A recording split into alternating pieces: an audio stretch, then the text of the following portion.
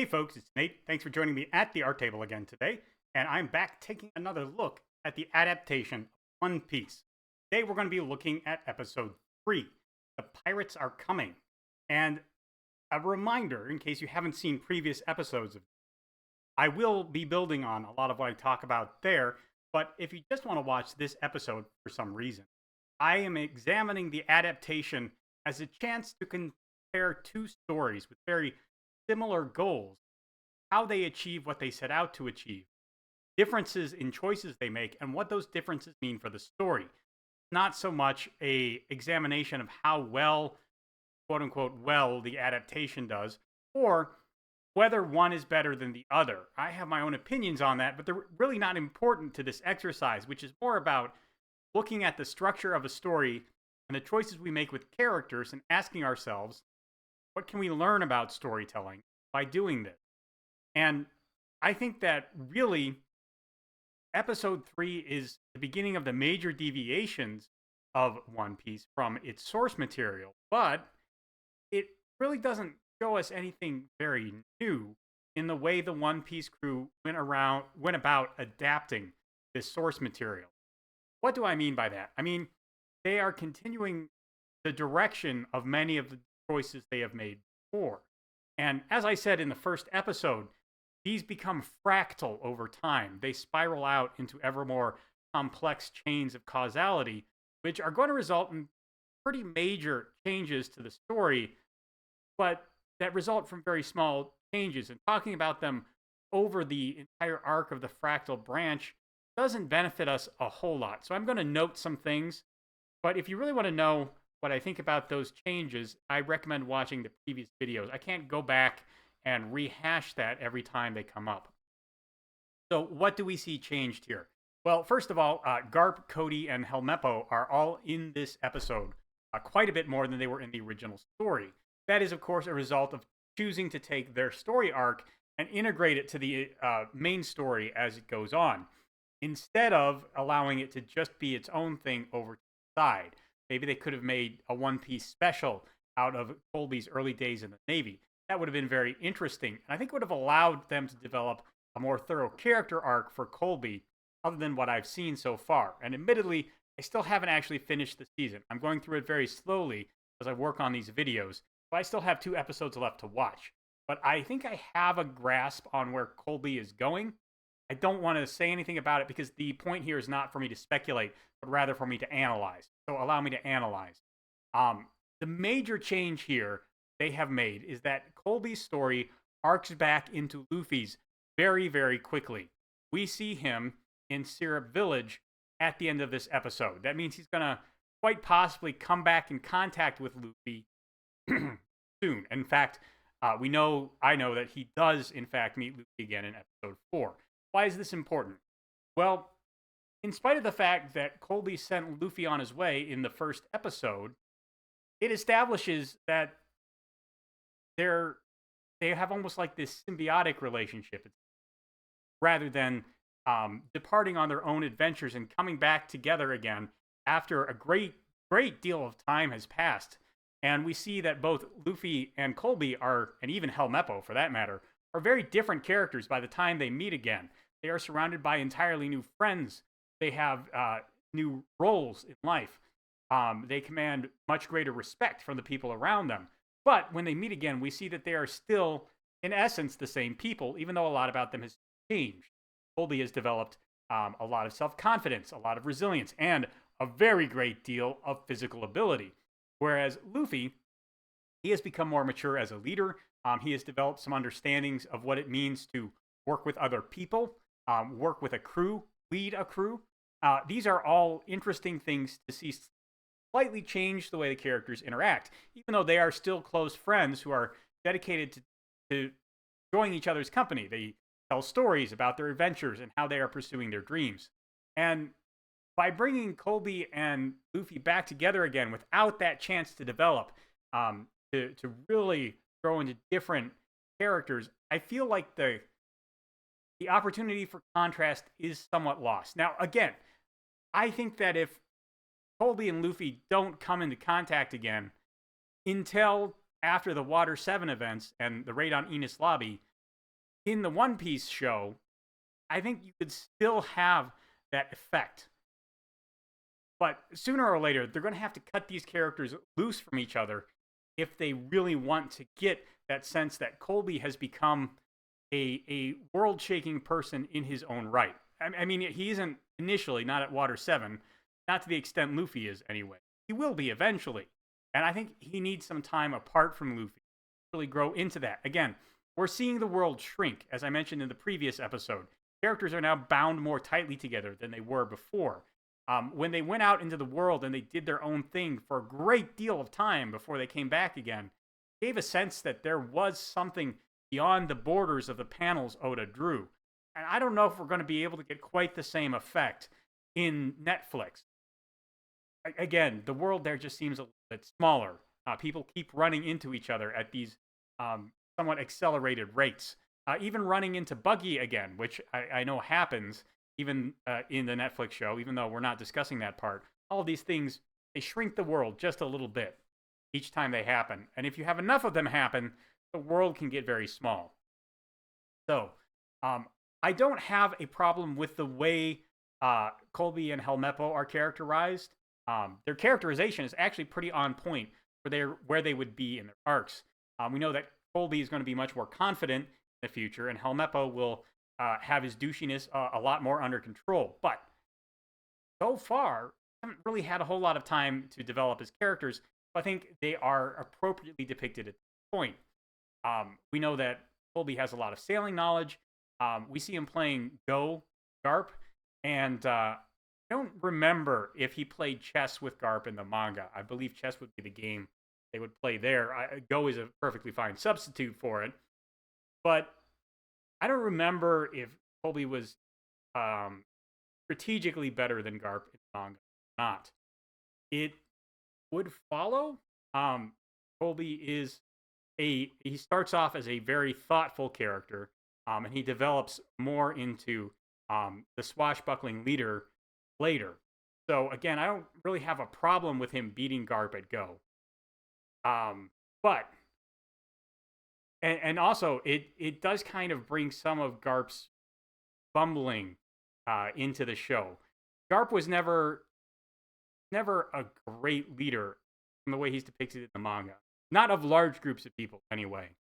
He's not very subtle.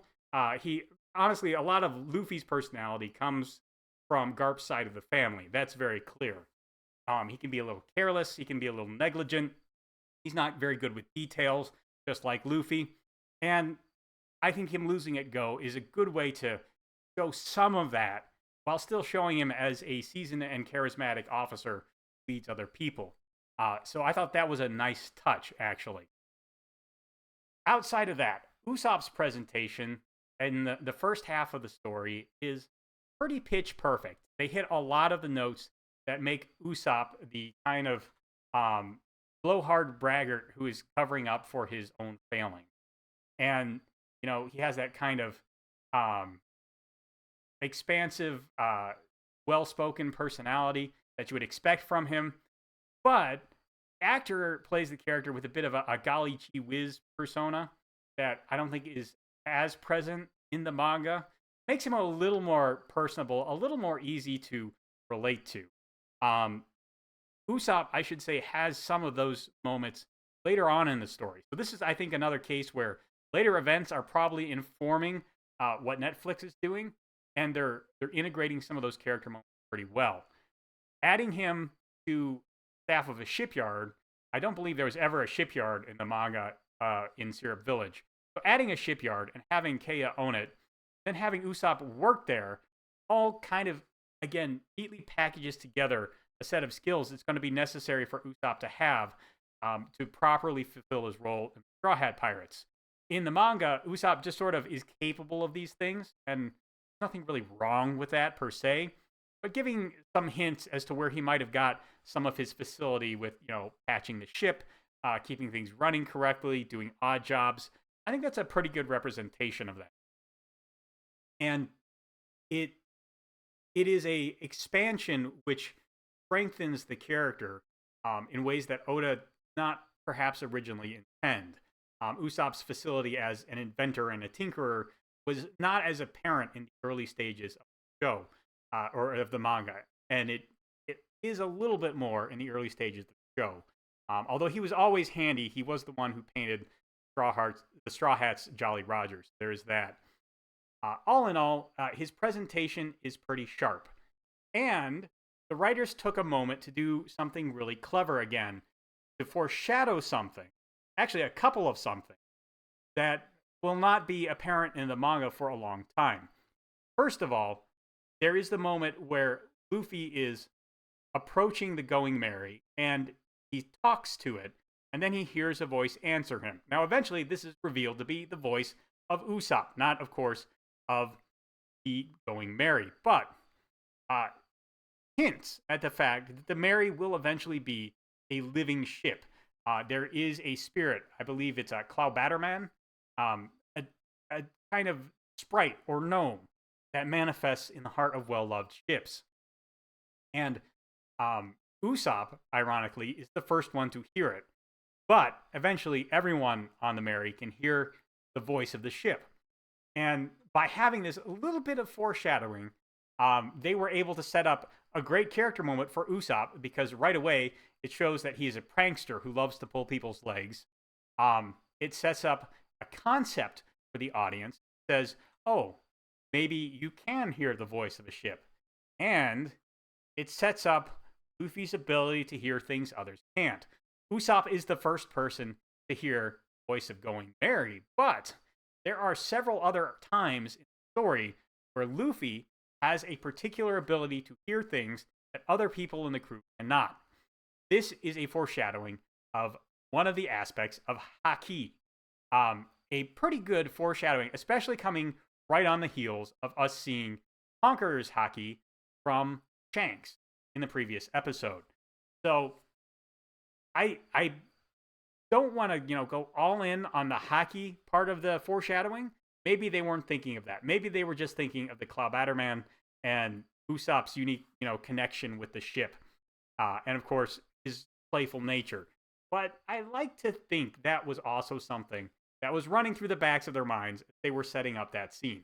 Again, just like the scene at Gold Roger's execution, they accomplish a huge amount of both characterization and foreshadowing with a couple of lines.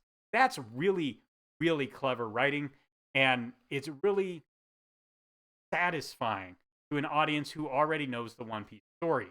And I think as much as there are huge overarching elements that the fans appreciate, it's little moments like that that are really the cherry on top of a very heartfelt adaptation. Let's see. Next, we have Kea herself. She is, again, pretty much unchanged from herself in the manga. A sick girl, lost her parents, and is in the care of a butler who is kind of sinister, honestly. They went as far as putting little hoop swirlies on his coat. I don't know how I feel about that. But Claudor is, or Kuro, as he is later revealed to be, is an interesting villain. Not very piratey.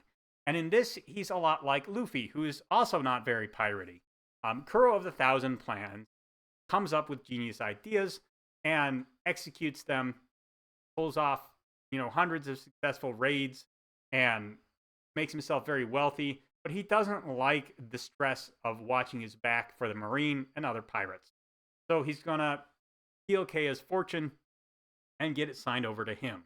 The details of this are, the legal details are a little bit different between the show and the manga, but that doesn't really matter.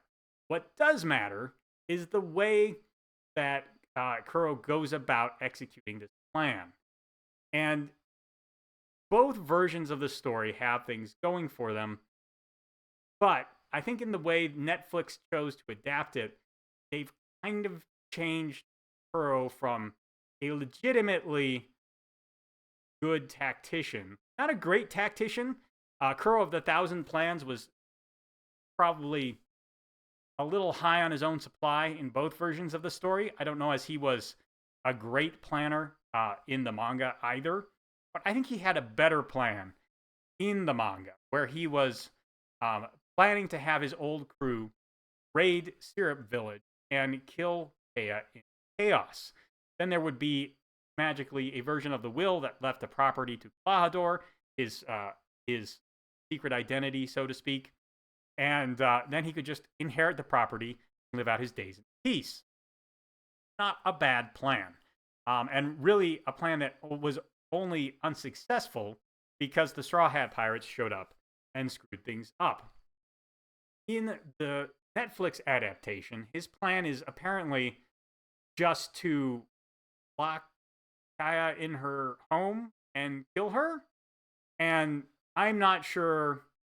I mean, we never see the plan carried out, and nobody ever recounts it beat for beat for us. My assumption is they were going to try and pass this off as Kea dying from her chronic disease, which they were causing through poison. So maybe that's not a terrible plan, but sure looks a lot more suspicious than one more civilian is killed in a raid on a town.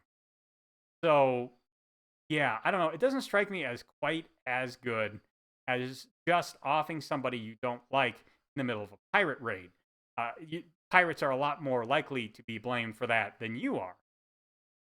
So, yeah, I don't know if that's really a great plan. The pirate raid plan, all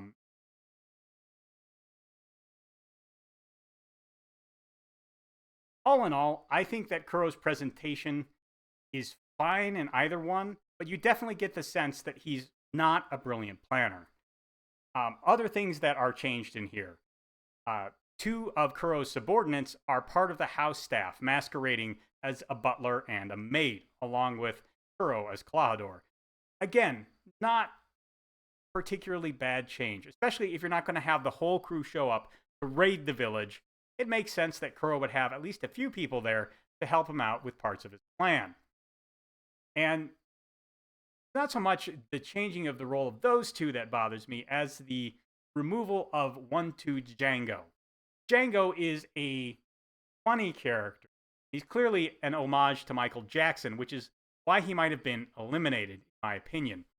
But on top of that, removing him takes away the chance to show some of those important action-based character traits that we see also lost in episode 2. When you don't have Django hypnotizing people left and right, you don't get to see how people react differently to hypnosis. Luffy, it turns out, is really vulnerable to hypnosis and other kinds of mental manipulation, which shouldn't be that surprising. He's not exactly a tower of intellect and will, is he? On the other hand, Usopp is a little bit too smart for that kind of thing, which is an interesting twist to give his character. On top of that, in this episode, episode 3 at least, you don't see a whole lot of Usopp's cowardice in play. You really only see it at the end of the show, where the episode where he runs away from Captain Kuro. And I don't think that's bad, per se. It's very hard to empathize with a coward, and with less time to expand on Usopp's other good character traits in this episode, I think toning down his cowardice is a correct decision. But it is going to reflect on his characterization a bit, I think, as we move forward. And I will talk more about that in later episodes where I think it actually comes up. There are some good character moments in here. There's some really good character moments, particularly between Nami and Kaya, or Kaya, however you pronounce it. I think in fact, the moment where she takes some of the things she was stealing from Kaya and she puts them back shows real character growth on Nami's part. She starts off the episode kind of looking down her nose at rich kids, and by getting to know Kaya and sympathize with her situation, plight, we see some growth in Nami that will foreshadow character growth she has to undergo later. She has to eventually reevaluate her opinion of pirates. And because she is going to permanently join the Straw Hats crew. But before she can do that, she has to reevaluate the extremely negative opinion she has of pirates based on her experiences with Arlong. And that means she's going to have to be able to accept that she has a certain degree of prejudice towards certain groups of people. And we see her do that in her meeting with Taya. And I think that that is a good foreshadowing of what she's going to need to do in order to overcome her prejudices against Luffy. The addition of the dress up moments and stuff like that, that's pretty on point banter for the Straw Hats crew. We, of course, never saw these moments in the manga, but they are on tone and on brand for each of the Straw Hats that we get exposition for through that sequence. Likewise, there are some hints at people's character traits. All in all, I'd say Zoro's ability to get lost at the drop of the hat has been severely nerfed by Netflix, and that is as it may be, but him getting lost looking for the kitchen in the mansion is at least a nice tip of the hat to it. I don't think he's ever going to get lost for minutes or hours of a fight, but it is, again, one of those little things where they took a very cartoony element, they toned it down enough that I think it works in the show. So, all in all, we do have fairly accurate depictions of most of the characters. While I think the writers of Netflix found different moments to show it, as in with the talk at the dinner, dress up sequence, and the talk in the kitchen at night as characters are looking for midnight snacks or a midnight drink, managed to buy back most of the character moments that got cut from the manga. They're not beat for beat the same, but they tell us much the same things. It's not really my problem. My problem with the story is not what it says about the characters, but rather what it leaves unsaid about the character. And again, some of that will get bought back hopefully in some later contexts. I know that Usopp has a couple of opportunities left to run away in the story of this season. So I'm especially going to be evaluating those and his presentation in Arlong Park going forward. But Usopp in particular is a difficult character to write at this point because one of his major character traits, Usopp basically has three major character traits. He's very clever and ingenious. He makes cool things, comes up with good ideas. Two, he is a liar. And those two things we have pretty good so far.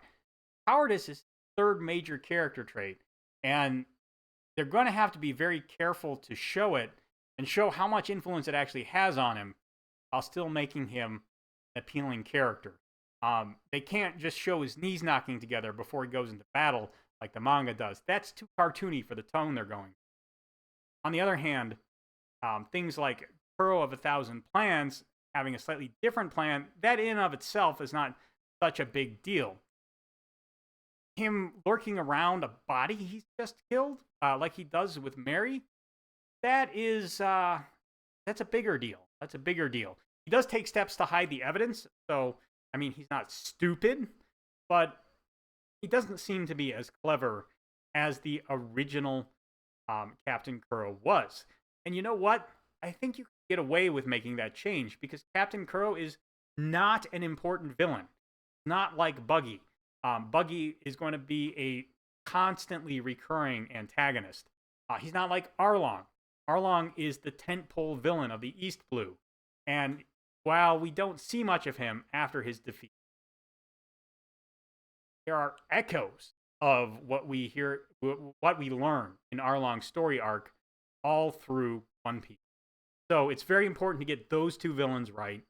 And getting Kuro 100% perfect, I don't think we've lost a whole lot, but it is interesting that these small changes are made to him. He starts to look like a very different character. And that's what's really fascinating about looking at these two stories side by side in this way. I really like it. I think it's very interesting. Personally, I still think that the manga does a better job of characterizing these characters in a way that is consistent with what's coming down the line, even though Netflix has done a really great job of slipping in some hints and foreshadowing that Oda couldn't do because he was developing his story week. All in all, I think this is a very promising show, and I am enjoying it. But I am keeping an eye on some of those major character changes that they've made. The ones with Buggy, where he's now looking for approval, and now Usopp, where he doesn't seem as cowardly as he was in manga. These are things to keep an eye on. These are things that I think, as we study them, we can really get a sense of what different decisions change as they affect characters, and the way you present them, and the way people get to know them. Really fascinating stuff if you're into the story. And hopefully you are, because you've watched this video to this point. So let me know what you think about it down in the comments below. Like button and a subscribe button down there. You can use those as you see fit. And I'll talk to you later.